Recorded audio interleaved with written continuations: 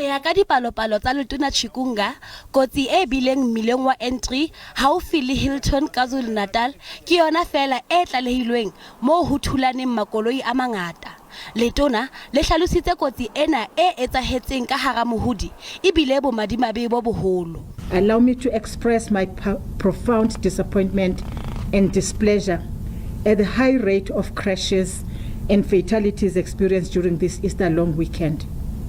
The total number of fatal crashes this year is 185, resulting in 225 fatalities, as opposed to the same period the previous year, when we recorded 135 fatal crashes that resulted in 161 fatalities.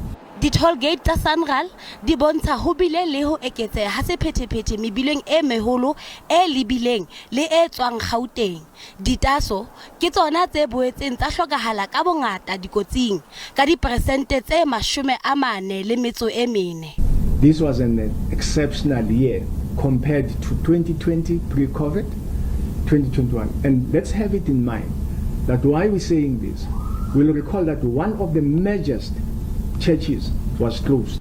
Ho sa le jwalo, dipalopalo tsa Letona di supa hore diperesente tse 96 tsa dikotsi di bakilwe ke ho kganna ha bohlaswa.